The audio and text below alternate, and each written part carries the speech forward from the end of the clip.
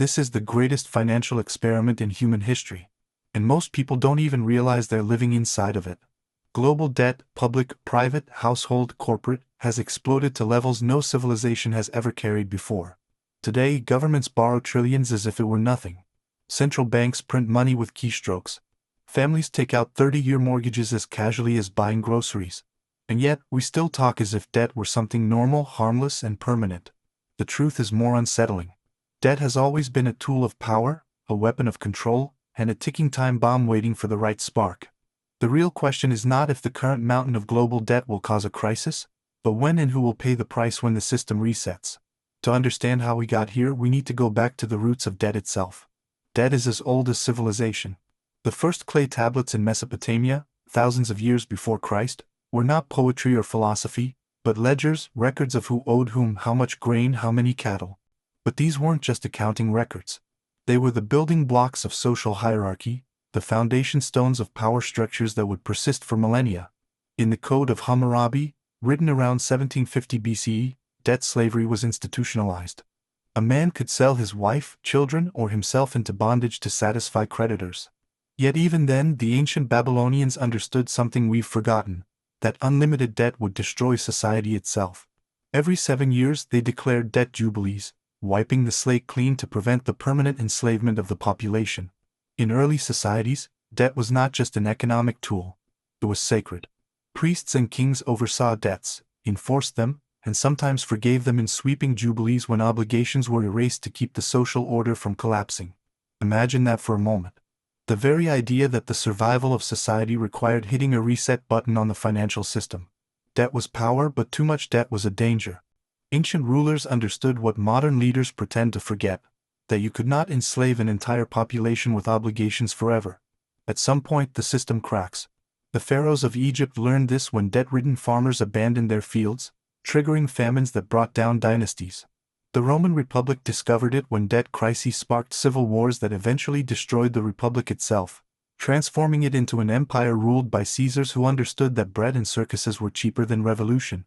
Consider Solon of Athens, who around 594 BC enacted the Sisakthia, literally, the shaking off of burdens. He cancelled all debts and freed those enslaved for debt. Why? Because Athens was on the verge of revolution. The poor, crushed by obligations they could never repay, were ready to burn the system down. Solon chose stability over the sanctity of contracts. The alternative was chaos. Fast forward to the Renaissance and the rise of banking families like the Medici in Florence. Debt had evolved from grain and cattle to gold and credit. But the medieval world still understood debt's inherent dangers. Usury was condemned by the church not merely for moral reasons, but because compound interest was seen as a form of theft from the future. The Knights Templar, perhaps history's first international bankers, amassed enormous wealth by lending to kings and financing crusades. Their network of credit stretched from London to Jerusalem, making them the medieval equivalent of a global central bank. But their power through debt made them enemies. When King Philip IV of France found himself drowning in obligations to the Templars, he didn't pay his debts. He destroyed his creditors, arresting and executing them on trumped-up charges in 1307. It was easier to eliminate the lenders than honor the loans. Kings and popes borrowed enormous sums to wage wars, build cathedrals, and fund empires. But debt always carried risk. Spain, flushed with silver from the New World, declared bankruptcy 4 times in the 16th century because the crown borrowed beyond its means. That is the first lesson. Even empires stuffed with gold can drown in debt when ambition outpaces reality. The Spanish defaults cascaded across Europe like dominoes falling. The Fugger banking house, which had financed Spanish adventures, nearly collapsed. Italian city-states that had invested in Spanish bonds saw their economies crater. German principalities faced fiscal crises. This was perhaps history's first taste of financial contagion, where debt in one corner of the world could destabilize distant economies. Debt was no longer just personal. It was geopolitical. It fueled wars, toppled dynasties, and redrew maps. But it also created the first glimpses of what we now call financial weapons. Venice used its lending power to control trade routes. The Dutch East India Company financed armies that carved out empire. England's mastery of public debt would eventually allow it to defeat France in the global struggle for dominance. The English understood something their competitors did not, that the key to financial power was not just the ability to borrow, but the ability to service debt reliably over time. While other European powers defaulted regularly, England never missed a payment. This reputation allowed them to borrow at lower rates, giving them a decisive advantage in the endless wars of the 18th century. The modern debt explosion, however, began in the 20th century, but its roots trace back to the 19th century's financial innovations. The creation of central banks, starting with the Bank of England in 1694, fundamentally changed the nature of debt. No longer were governments constrained by their ability to collect taxes or mine gold. They could now borrow against future revenues, essentially mortgaging their population's labor. The 19th century saw the first truly global debt crisis when Latin American nations, newly independent from Spain, borrowed heavily from British banks to fund infrastructure and wars. When commodity prices collapsed in the 1870s, nation after nation defaulted. British gunboats enforced debt collection, turning sovereign default into imperial conquest. This was the birth of debt imperialism, where financial obligations became tools of political control. But the real transformation came after the First World War. Nations carried debts so enormous that repayment seemed impossible. The war had cost the major powers nearly $200 billion in 1918, an astronomical sum that dwarfed their economies. France owed Britain. Britain owed the United States. Everyone owed something to someone else. Germany was saddled with reparations under the Treaty of Versailles, obligations so crushing that economists at the time warned they would destabilize the country. John Maynard Keynes, representing Britain at the peace conference, resigned in protest, predicting that the reparations would lead to economic collapse and political extremism. They were right.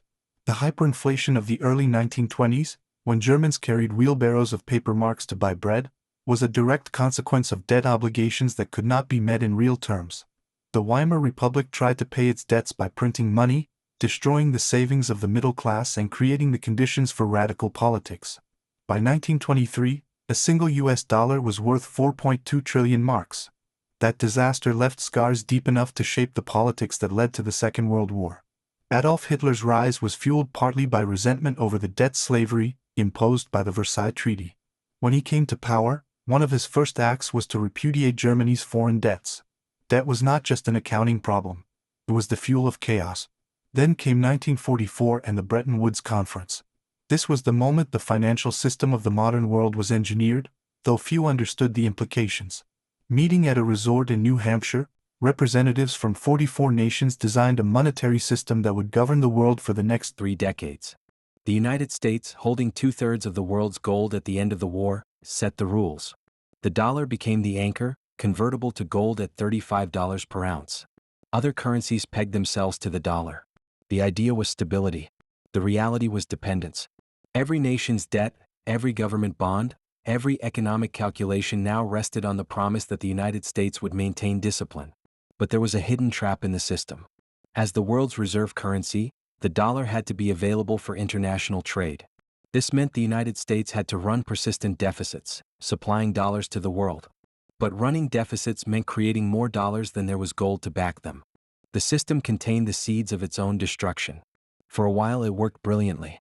The 1950s and 1960s saw unprecedented global growth. But the temptation to borrow, to spend beyond one's means, never goes away. By the 1960s, with the cost of the Vietnam War and domestic programs piling up, the United States printed more dollars than it had gold. Foreign governments noticed. Charles de Gaulle of France famously called the dollar-gold system an exorbitant privilege that allowed Americans to pay their debts with paper they printed themselves. They started demanding gold in exchange for paper. The Bank of England, Switzerland, and France began converting dollars to gold, draining U.S. reserves. In 1971, Richard Nixon slammed the door, ending the dollar's link to gold. He called it temporary, a suspension of convertibility. That suspension has lasted over 50 years. Debt was now untethered. Governments could borrow and print at will, limited only by trust. That moment in 1971 was the quiet revolution that changed everything. It transformed debt from something finite into something infinite. With gold gone, the constraints on money creation disappeared. Central banks discovered they could manipulate interest rates to control the economy. When growth slowed, lower rates encouraged borrowing. When inflation threatened, higher rates cooled demand. And when crisis hit, more debt was created to patch the hole. Each rescue required more leverage than the last. The 1980s saw explosive growth in public debt under leaders like Ronald Reagan and Margaret Thatcher, justified as necessary for defense or economic reform. Reagan's defense spending, financed entirely by borrowing, pushed U.S. debt from $1 trillion to $3 trillion in 8 years. Developing countries borrowed heavily from Western banks, flush with petrodollars from oil price shocks. When Paul Volcker raised U.S. interest rates to 20% to fight inflation, those countries found themselves unable to service debt denominated in dollars. Mexico defaulted in 1982, triggering the Latin American debt crisis. Nation after nation fell like dominoes: Brazil, Argentina, Chile, Venezuela. The pattern was set: use debt to chase prosperity, then drown when the tide recedes. But each crisis taught the financial system how to create more sophisticated forms of leverage. The invention of derivatives in the 1980s allowed risk to be packaged, sliced, and sold. Debt was no longer just borrowing, it was engineering. The 1990s brought the illusion of permanent prosperity. The collapse of the Soviet Union ended the Cold War, opening new markets. Technology promised endless productivity gains. And financial innovation seemed to have solved the problem of risk. Securitization allowed banks to package mortgages into bonds and sell them to investors. Derivatives allowed any risk to be hedged, any bet to be placed. But underneath the prosperity, debt was metastasizing. The Japanese bubble of the 1980s had burst, leaving that nation with debt levels that would persist for decades. The Asian financial crisis of 1997 showed how quickly modern debt could trigger collapse. Thailand, South Korea, and Indonesia saw their currencies and economies devastated when foreign investors fled. Yet each crisis was met with more debt. The Federal Reserve cut interest rates to prevent contagion. Governments borrowed to bail out banks. The system had learned that debt problems could be solved with more debt, at least temporarily. The dot-com bubble of the late 1990s was built on debt finance speculation. Companies with no profits borrowed billions to build businesses that existed only on paper. When the bubble burst in 2000, the response was predictable: lower interest rates and more borrowing. This time the debt flowed into housing. The 2008 financial crisis was not, as many believe, simply about housing. It was about debt layered upon debt, a pyramid of leverage so vast that when a single corner crumbled, the whole structure shook. But to understand the collapse, you must understand how the housing debt machine was built. It started with a noble goal: expanding home ownership. Politicians from both parties promoted policies to help families buy homes. Fannie Mae and Freddie Mac, government-sponsored enterprises, bought mortgages from banks, encouraging more lending. The Community Reinvestment Act pushed banks to lend in underserved communities. But the system was captured by financial engineers who saw housing not as shelter, but as raw material for debt creation. Mortgages were packaged into securities, sold to investors, insured with derivatives, and amplified by leverage ratios of 30-1. A $100,000 mortgage could support $3 million in speculation. The terminology itself was designed to obscure the reality. Mortgage-backed securities sounded safer than housing debt bundles. Collateralized debt obligations masked the fact that these were bets on debt. Credit default swaps were insurance policies that could be bought by anyone, whether they owned the underlying debt or not. By 2007, the notional value of the global derivatives market exceeded $500 trillion, more than 8 times global GDP. This wasn't wealth, it was leverage. When housing prices stopped rising, the entire pyramid began to collapse. Bear Stearns failed. Lehman Brothers vanished overnight. AIG, the insurance giant, required a $180 billion bailout. The collapse destroyed banks, wiped out pensions, and forced governments to intervene with trillions in bailouts. Here was the bitter irony. Those who borrowed recklessly were rescued while ordinary citizens were left with unemployment, foreclosures, and austerity. Debt was revealed not as a neutral instrument, but as a system rigged to protect the powerful. Since then, the numbers have gone from alarming to surreal. Global debt has tripled in the last 2 decades, reaching more than $300 trillion by 2023. To put that into perspective, that is nearly 4 times the size of the global economy. Governments, corporations, households, all have piled on leverage.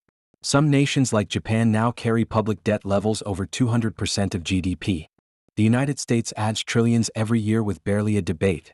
Emerging economies borrow in foreign currencies, exposing themselves to sudden collapse when interest rates rise.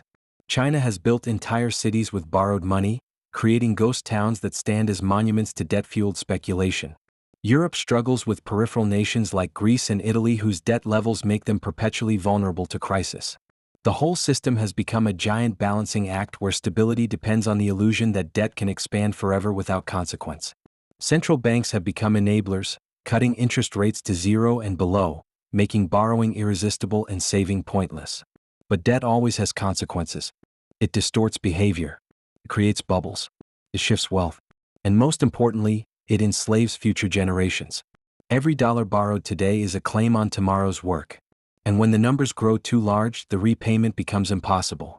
The present-day consequences are everywhere, but most people don't see them because debt has become invisible. When your government runs a deficit, it doesn't knock on your door and ask for cash. It issues bonds, sells them to banks or foreign investors, and quietly builds a tab in your name. When you swipe a credit card, you're not paying, you're borrowing. When corporations announce record profits, often those profits are juiced by borrowed money used to buy back stock. The system thrives on leverage. But leverage works like gravity. It feels weightless on the way up and crushing on the way down. The entire financial system today is floating on promises. Promises that may not be kept. Take the United States, the anchor of the global system. Its national debt passed $34 trillion in 2024. That number is so huge it has become abstract but translated into reality. Every taxpayer is carrying hundreds of thousands of dollars in obligations. Interest payments alone now rival defense spending. The trap is psychological as much as financial. Politicians love debt because it buys time. Raising taxes angers voters. Cutting spending angers even more. Borrowing, however, seems painless. Future generations will deal with it. The illusion works until it doesn't. When interest rates rise, the burden suddenly becomes visible. This is exactly what we've seen since 2022 when central banks raised rates to fight inflation. Suddenly, the cost of servicing debt surged. Governments faced tighter budgets. Households faced higher mortgage payments. Corporations saw their refinancing costs explode. Debt is like a sleeping predator. Harmless while it rests, deadly when it awakens. And yet, even as the risks grow, debt continues to be sold as a path to prosperity.